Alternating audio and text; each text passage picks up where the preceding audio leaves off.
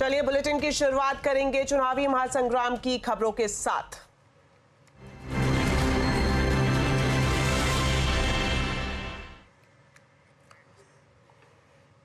दिल्ली महिला आयोग की पूर्व अध्यक्ष और राज्यसभा सांसद स्वाति मालीवाल से बदसलूकी के मुद्दे पर आम आदमी पार्टी सवालों में घिरती नजर आ रही है। आज लखनऊ में अखिलेश यादव के साथ साझा प्रेस कॉन्फ्रेंस में जब अरविंद केजरीवाल से स्वाति मालीवाल के मुद्दे पर सवाल किया गया तो वो सवालों से बचते नजर आए। केजरीवाल ने माइक अखिलेश यादव की तरफ कर दिया, जिसके बाद अखिलेश ने कहा कि देश में इससे बड़े और भी मुद्दे हैं। हालांकि बाद में संजय सिंह ने स्वाति मालीवाल के मुद्दे पर बीजेपी पर राजनीति करने का आरोप लगा दिया। आपको बता दें 13 मई को दिल्ली के सीएम हाउस में स्वाति मालीवाल के साथ सीएम के पीए विभव कुमार ने बदसलूकी की थी और अगले दिन खुद संजय सिंह ने यह बात स्वीकार करते हुए विभव पर कार्रवाई की बात कही थी। अरविंद जी, स्वाति मालीवाल के मामले में अभी तक आप कुछ बोले नहीं है। आपकी ओर से आपके साथ में स्वाति मालीवाल के मामले में अभी तक अरे उससे ज्यादा जरूरी और चीजें भी हैं, कागज हम निकाल लिए। आम आदमी पार्टी हमारा परिवार है। पार्टी ने अपना रुख साफ कर दिया है और मैं चाहता हूं जितने विषय मैंने आपके सामने रखे हैं, देश के प्रधानमंत्री और भारतीय जनता पार्टी को जवाब देना चाहिए। स्वाति मालीवाल के मामले में जवाब देना, जब वो पहलवान बेटियों के लिए जंतर मंतर पे न्याय मांगने गई थी स्वाति मालीवाल जी, उस समय घसीट के मरवाया पुलिस वालों से। तो इसलिए इस पर राजनीतिक खेल ना खेलें, मैं सिर्फ इतना कहना चाहता हूं। आम आदमी पार्टी के नेता संजय सिंह भले ही विभव कुमार पर कार्रवाई करने की बात कर रहे हों, लेकिन विभव कुमार लगातार केजरीवाल और संजय सिंह के साथ नजर आ रहे हैं। आज लखनऊ में प्रेस कॉन्फ्रेंस के वक्त भी वो उनके साथ ही थे। आम आदमी पार्टी के कार्यकर्ता उन्हें घेरे हुए दिखाई दे रहे थे और मीडिया को उनसे बात करने से रोक रहे थे। हमारे संवाददाता सिद्धांत मिश्रा ने जब विभव से बात करने की कोशिश की तो आपके कार्यकर्ताओं ने उन्हें भी रोक दिया।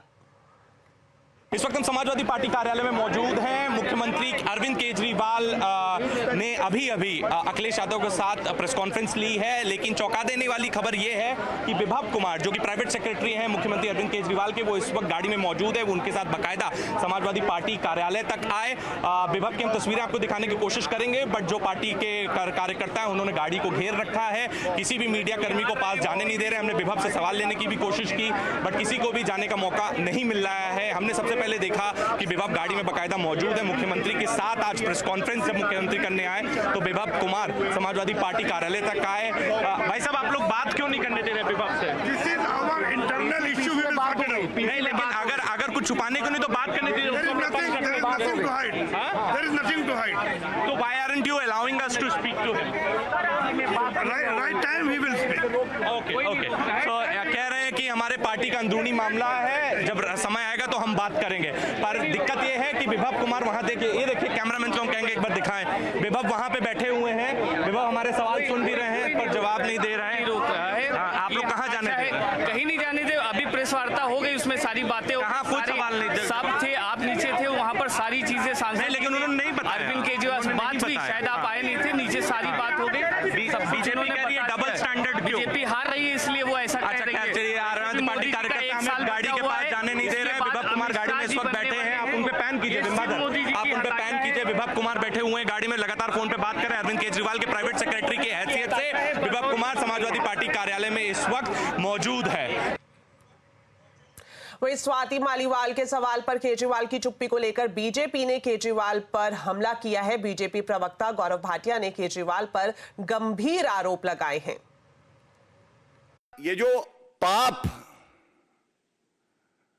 उसको शीश महल क्या कहें, अरविंद केजरीवाल के गुंडागर्दी करने का घर कहें तो ज्यादा अच्छा है। कभी चीफ सेक्रेटरी पिट जाते हैं मुख्यमंत्री आवास पे दिल्ली में, कभी एक सांसद नेत्री पिटती हैं। तो ये पूछा जाएगा, ये जो पाप हो रहे हैं मुख्यमंत्री आवास में, इस पे अरविंद केजरीवाल का क्या कहना है? और चिंताजनक यह है कि जिस पे अरविंद केजरीवाल को कार्रवाई करनी थी, वो उनका जुड़वा भाई बनके अपराध में साथ साथ घूम रहा है।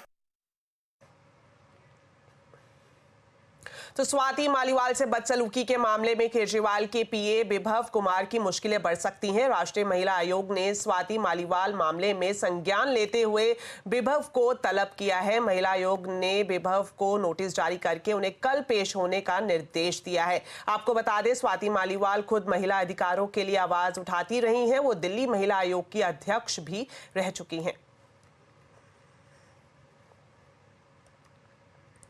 वहीं लखनऊ में अरविंद केजरीवाल ने बीजेपी पर कड़ा प्रहार किया है। केजरीवाल ने एक बार फिर अमित शाह और यूपी के सीएम योगी आदित्यनाथ को लेकर बड़ा दावा किया है।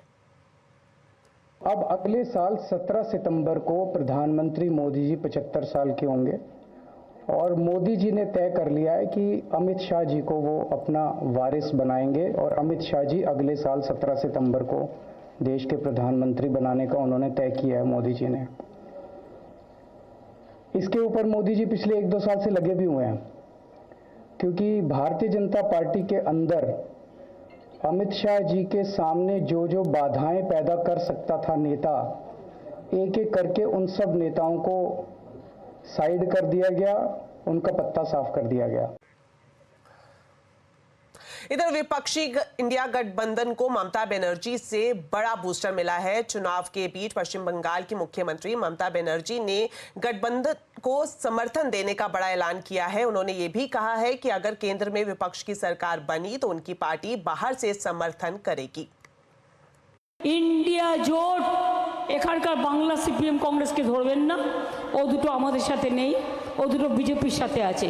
ইন্ডিয়া জোটকে নেতৃত্ব দিয়ে বাইরে থেকে সব রকম সাহায্য করে আমরা সরকার গঠন করে দেব, যাতে বাংলায় আমার মা বোনদের কোনোদিন অসুবিধে না হয়, আমার 100 দিনের কাজে কোনোদিন অসুবিধে না হয়।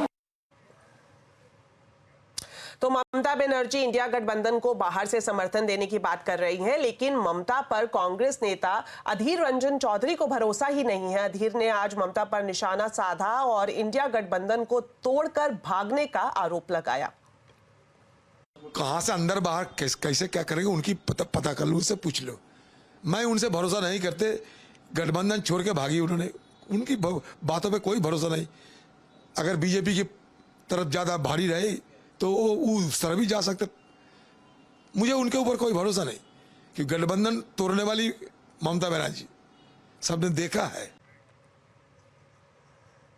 चलिए अब बात करते हैं बाजार की। आज निफ्टी वीकली एक्सपायरी के दिन बाजार हरे निशान पर बंद हुआ। सेंसेक्स 677 अंक चढ़कर 73,664 पर बंद हुआ। वहीं निफ्टी 203 अंक चढ़कर 22,404 पर बंद हुआ। आज सबसे ज्यादा खरीदारी आईटी रियलिटी शेयरों में रही। वहीं पीएसयू बैंक सेक्टर में गिरावट देखने को मिली। आइए मार्केट का पूरा हाल समझते हैं सुमित से। तो सुमित, सबसे पहले बताएं आज बाजार की हाईलाइट्स क्या रही?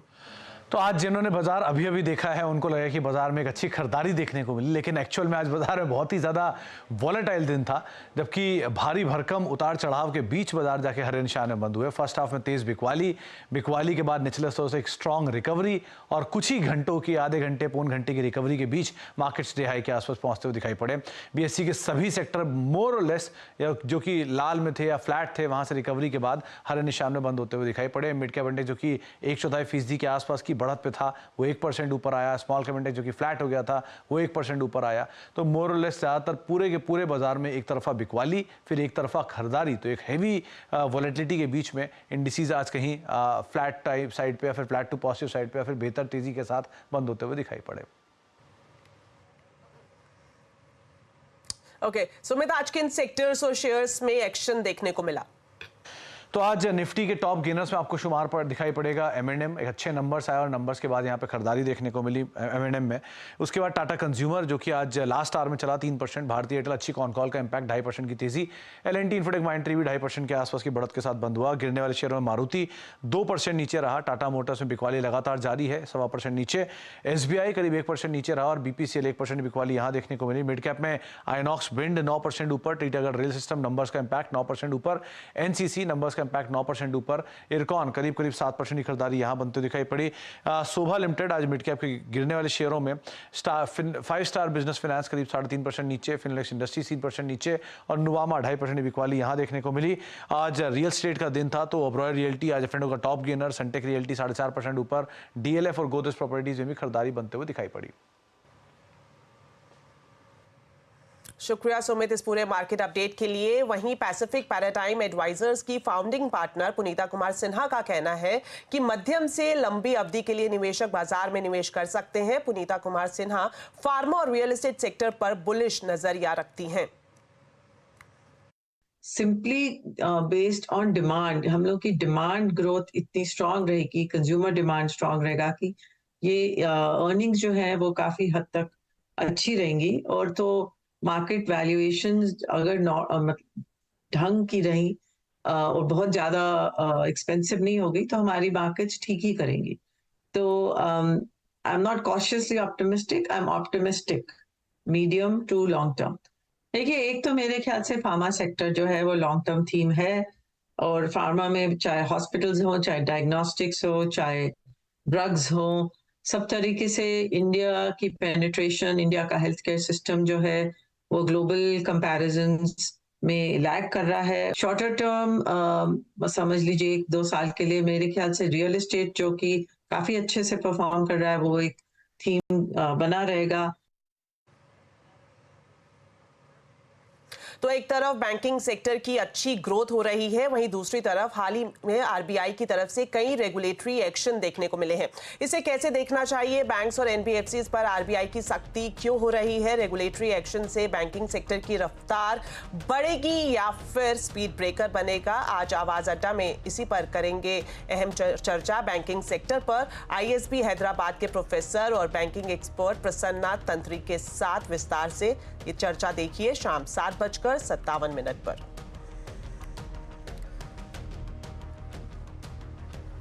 तो एमसीएक्स पर चांदी लाइफ टाइम हाई पर पहुंच गई है, वहीं कॉमिक्स पर भी भाव 11 सालों की ऊंचाई पर है। क्या है इस तेजी के कारण और कहां तक चढ़ सकते हैं दाम? बताने के लिए अब हमारे साथ जुड़ रही हैं सहयोगी मनीषा गुप्ता। तो मनीषा जी बताएं, क्या है पूरा अपडेट? अगर पिछले 48 घंटों की बात करें तो चांदी ने सोने को आउट परफॉर्म किया है। चांदी ओवरनाइट मार्केट्स में 3.5% चढ़ी है, अंतर्राष्ट्रीय बाजारों में ऑलमोस्ट 11 साल के हाइस पर है और भारतीय बाजारों में ऑल टाइम हाइस पर है। 87,000 रुपीज़ किलो के हिसाब से चांदी में आज भारतीय बाजारों में कारोबार है। और आपको बता दें, अगर आप पिछले 3 महीने का चार्ट उठा के देखें तो चांदी ने 67,000 से 87,000 का सफ़र अब तक पार किया है। और जिस तरह के फंडामेंटल्स हैं, बाजार को लगता है कि यहाँ से और तेज़ी देखने को मिलेगी। रिएक्शन इस वजह से भी आया क्योंकि यूएस का जो इन्फ्लेशन डेटा है वो एक्सपेक्टेशन से यहाँ पर कम है, और साथ ही साथ यूएस का रिटेल सेल डेटा अप्रैल के महीने में भी थोड़ा कमज़ोर आया, जिसका असर हमने यूएस डॉलर इंडेक्स पे पड़ता हुआ देखा, जिसमें हल्की सी गिरावट थी। और अब बाजार को लगने लगा है कि क्योंकि ये डेटा थोड़े से ईज ऑफ हो रहे हैं तो सितंबर में यहाँ पर फेड पहली रेट कटौती कर सकता है। उसकी प्रोबेबिलिटी अब 70-72% तक बढ़ गई है। तो इसका पूरा फ़ायदा हमने यहाँ पर मेटल्स में आता हुआ देखा। चांदी में स्पेशली एक और भी चीज़ काम कर रही है, वो ये कि ये चौथा ऐसा साल है जब अंतर्राष्ट्रीय बाजारों में चांदी की सप्लाई और डिमांड के बीच में एक डेफिसिट है, और ये चौथा ऐसा साल होने की एक्सपेक्टेशन है जहां पर इंडस्ट्रियल डिमांड जो है चांदी की वो रिकॉर्ड हाइस पर रहने की उम्मीद है। अगर हम भारतीय बाजारों की बात करें तो हम बहुत स्ट्रॉन्ग इम्पोर्ट नंबर्स देख रहे हैं फर्स्ट क्वार्टर में ऑलरेडी दर्ज होता हुआ, और जिस तरह से चांदी की डिमांड भारतीय बाजारों में बढ़ रही है, बाजार को लगता है कि अच्छी खासी तेज़ी इस साल में भी देख पाएंगे। एस्टिमेट्स ये हैं कि करीबन 5,500 से 6,000 टन चांदी इस साल भारत इंपोर्ट कर सकता है। तो जिस तरफ भी आप देखें काफ़ी स्ट्रॉन्ग सपोर्ट लेवल्स हैं यहाँ पर चांदी के लिए। हम ऑलरेडी 87,000 पे तो हैं ही, और बाजार को लगता है कि 90, 95, इवन लाख रुपए प्रति किलो तक की चांदी आप शायद एज अ स्पाइक इसी साल में बनता हुआ देखेंगे। शुक्रिया मनीषा जी इस पूरे अपडेट के लिए। और अब हम आपको बताते हैं कि हम आपके लिए ला रहे हैं कमोडिटी गुरुकुल लाइव वेबिनार। इसमें आप ग्लोबल दिग्गजों से सीख सकते हैं कमोडिटी के टेक्निकल्स और बड़े ट्रेंड। हम आपको ये भी बताएंगे कि मोमेंटम इंडिकेटर्स क्या होते हैं, उनके हिसाब से स्ट्रैटेजी को कैसे तैयार किया जाता है, निवेश में रिस्क क्या है और उसे मैनेज कैसे कर सकते हैं, पोर्टफोलियो में कमोडिटी को कितनी जगह देनी चाहिए। ऐसे सभी सवालों के जवाब प्रैक्टिकल एग्जाम्पल के साथ कमोडिटी गुरुकुल में आपको मिलेंगे। इसके अलावा भी और बहुत कुछ होगा सीखने के लिए। आपके लिए है ये अनोखा मौका, तो आप अभी लॉग इन कर सकते हैं और इसकी डिटेल्स आपकी टीवी स्क्रीन पर इस वक्त मौजूद है।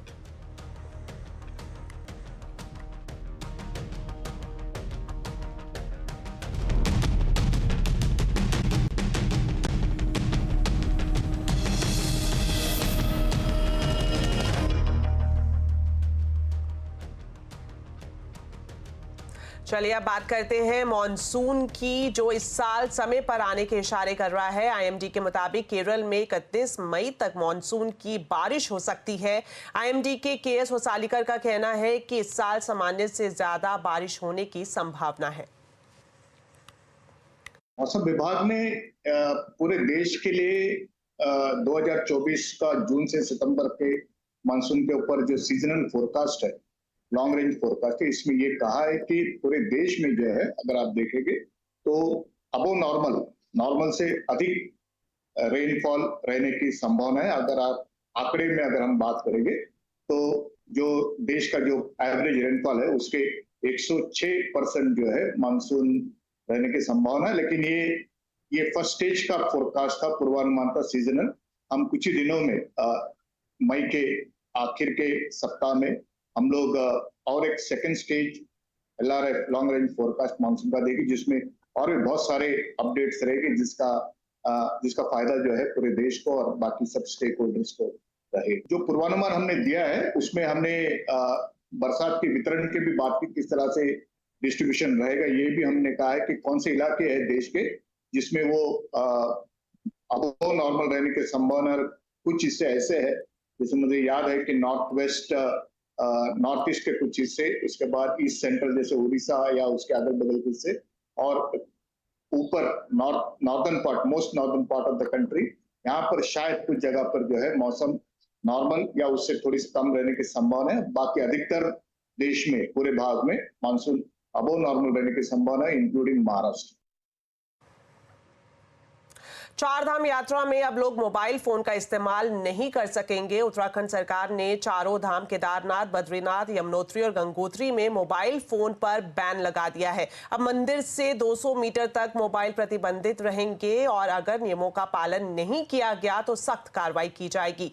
उत्तराखंड की मुख्य सचिव राधा रतूड़ी ने ये जानकारी दी है। उन्होंने कहा कि यात्रा के दौरान अनुशासन बनाए रखने और श्रद्धालुओं की सुविधा के लिए ये कदम उठाया गया है। भारत के लीडिंग रिटेलर रिलायंस रिटेल ने यूके के top online fashion retailer Asus के साथ लॉन्ग टर्म पार्टनरशिप करार किया है। रिलायंस ने इस करार को भारत में वर्ल्ड क्लास रिटेल एक्सपीरियंस की दिशा में एक बड़ा कदम बताया है। करार के तहत रिलायंस भारत में ऑनलाइन और ऑफलाइन दोनों में एसोस की एक्सक्लूसिव रिटेल पार्टनर होगी। एसोस युवाओं के बीच एक लोकप्रिय ब्रांड है। इस करार का स्वागत करते हुए रिलायंस रिटेल की डायरेक्टर ईशा अंबानी ने कहा कि ये पार्टनरशिप रिलायंस रिटेल को भारत के प्रीमियर रिटेल डेस्टिनेशन के रूप में और मजबूत करेगी। इससे ग्राहक को कटिंग एज फैशन स्टाइल्स मिल सकेंगे।